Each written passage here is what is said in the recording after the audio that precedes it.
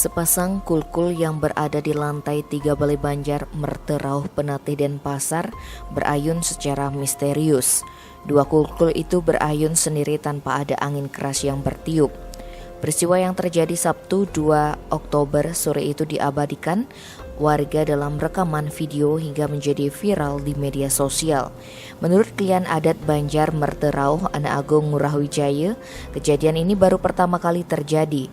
Saat kejadian, tuturnya prajuru adat sedang bersiap membuat taring di lantai 3 Balai Banjar untuk sarana upacara. Sekitar pukul 16, seorang warga bernama Dewa Darmawan yang rumahnya di sebelah utara Banjar melihat kulkul lanang wadon berayun keras searah.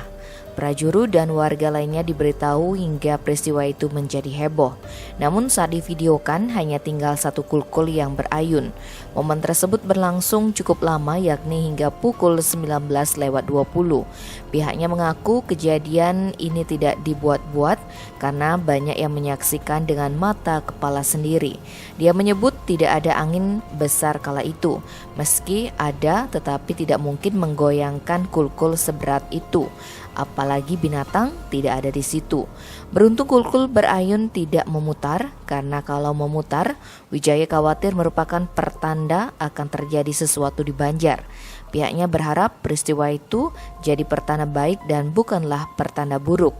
Diduga kulkul tersebut berayun lantaran ada pengecetan seluruh area Balai Banjar oleh buruh luar Bali.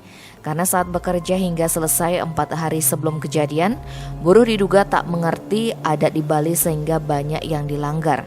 Kata Wijaya, mungkin karena letih sehingga diberi peringatan melalui kulkul tersebut.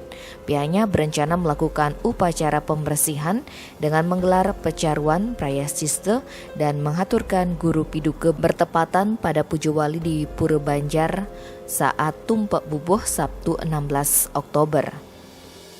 Tim Bali Express melaporkan.